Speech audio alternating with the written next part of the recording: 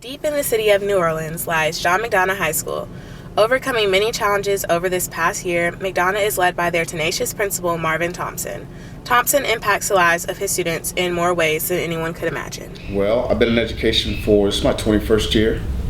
I started as a 5th grade teacher, and I taught every subject in 5th grade. I loved it. To see kids get excited and get them involved and get them talking, that's the best way to teach. The next job I had was at a high school in the same county, opening a brand new high school, which was combining 3 other schools, high schools in the district. That can be scary because most of these kids came from different parts of the town and they didn't get along. So I'm bringing them all into one place, smoothest transition ever. And it was about building a culture together. We started with the parents. To the superintendent even said to me, it's the best opening we've ever had. Academically, I will say that I've had my students a lot more interested and concerned about graduation than I think they've been in the past, and they have since told me. I don't know if you were here when a bunch of boys were in here and they all walked out. Oh, yeah. That's what they were all discussing, graduation. When I stepped out to go visit the teacher, 2 students talked to me about that. And then I get her talking about setting standards. She's setting a schedule for tryouts for next year, expectations. If you're going to be a cheerleader at John McDonough, she wants me to review it. They've got to do a teacher evaluation. I'm getting goosebumps because this isn't even something I said to do, but the standards and expectations they're recognizing. When I came to visit the school, I had my mind made up that I was not going to take this job.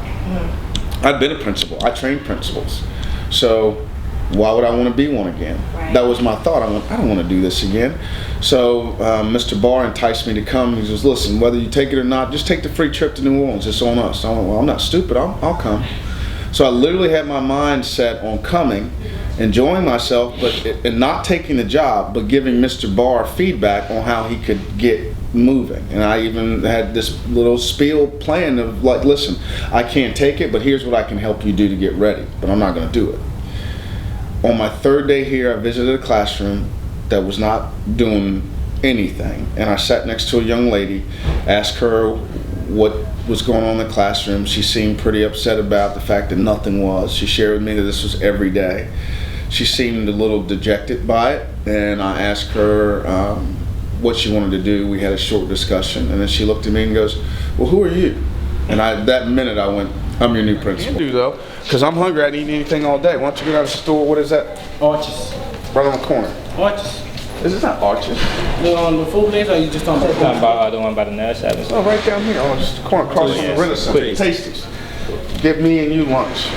Now, want a burger and fries? I think we as a school are not nearly where I want us to be in terms of the quality of the way we teach. Right. I think there's a lot of good effort, but I don't think there is a unilateral collective approach that I have outlined that I want to see.